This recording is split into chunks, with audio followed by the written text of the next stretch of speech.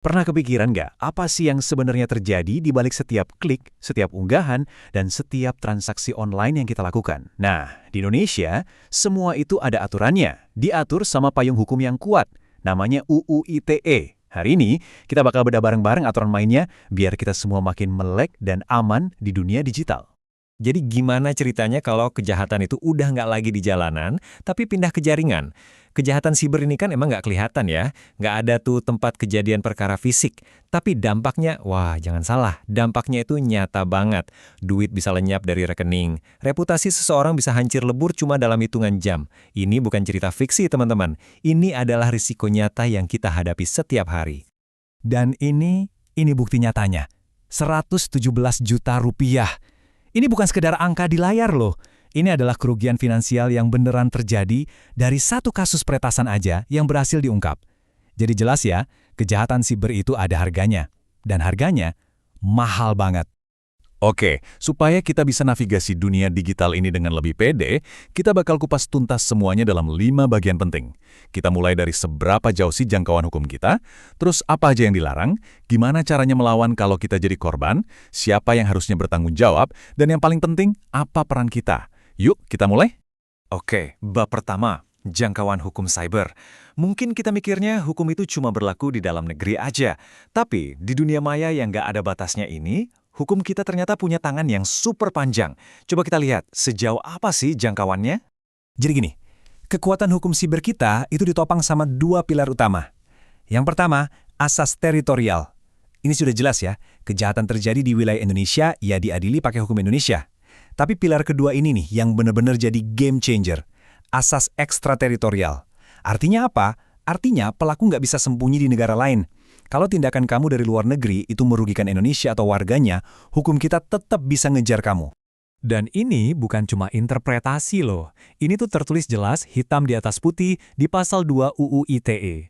Jelas banget kan hukum kita itu emang dirancang untuk bisa menembus batas negara, ngikutin sifat internet itu sendiri. Jadi, nggak ada lagi ceritanya tempat buat bersembunyi. Lanjut, bab 2, konten dan aksi terlarang. Nah, sekarang kita masuk ke bagian aturan main yang paling penting buat kita sebagai pengguna sehari-hari. Apa aja sih batasan-batasan yang nggak boleh kita langgar waktu lagi online? Yuk, kita intip daftar dilarangnya. Coba deh, perhatiin tabel ini. Ini bukan sekedar aturan biasa, ini peringatan yang serius banget. Nyebarin konten asusila, ancamannya 6 tahun penjara. Terlibat judi online, bisa kena sampai 10 tahun penjara plus denda 10 miliar. Gila kan? Bahkan mencemarkan nama baik orang aja ada konsekuensi pidananya. Intinya apa? Jelas banget. Tombol kirim atau unggah itu punya kekuatan hukum yang nyata. Nah, selain soal konten, hukum kita juga tegas banget soal peretasan atau hacking. Bayangin aja kayak gini. Level 1, kamu cuma iseng masuk ke rumah digital orang lain tanpa izin. Itu ancamannya 6 tahun.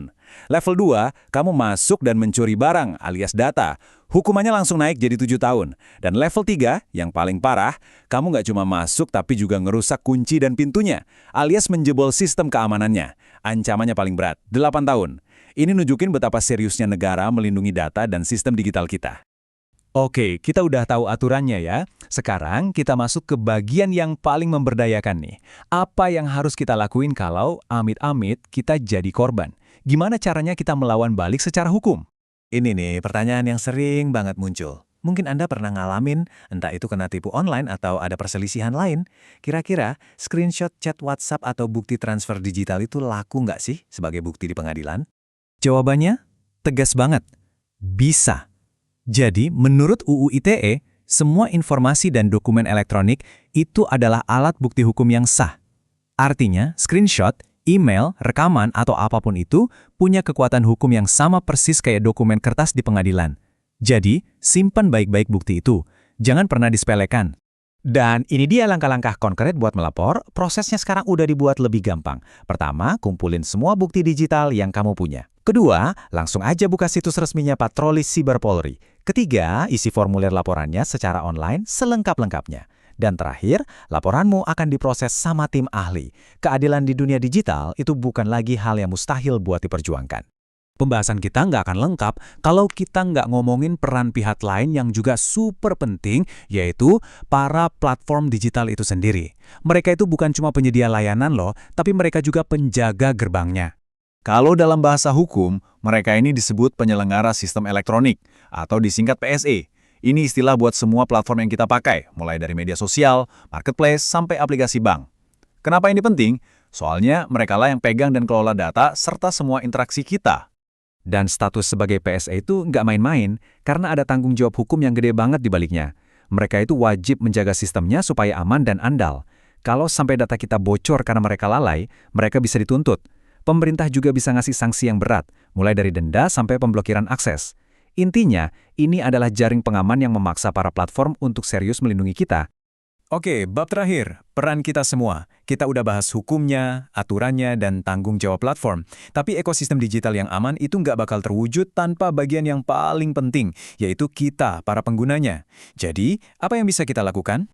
Coba kita ingat-ingat lagi 4 pilar utama dari obrolan kita hari ini. Pertama, hukum siber kita itu luas banget jangkauannya, bahkan bisa nembus batas negara. Kedua, ingat apapun yang kita unggah dan lakukan online itu ada konsekuensi hukumnya. Ketiga, kita punya hak dan cara untuk melapor dengan bukti digital yang sah. Dan keempat, platform itu wajib melindungi kita. Inilah fondasi keamanan kita di dunia digital. Sebagai penutup, yuk kita coba berpikir ke depan. Teknologi itu kan lari kenceng banget ya, dari AI sampai metaverse. Pertanyaannya sekarang bukan cuma gimana hukum harus beradaptasi, tapi juga gimana kita sebagai warga digital harus ikut beradaptasi. Masa depan ruang digital yang aman dan adil itu ada di tangan kita semua. Jadi, tetap waspada dan tetap cerdas. Terima kasih.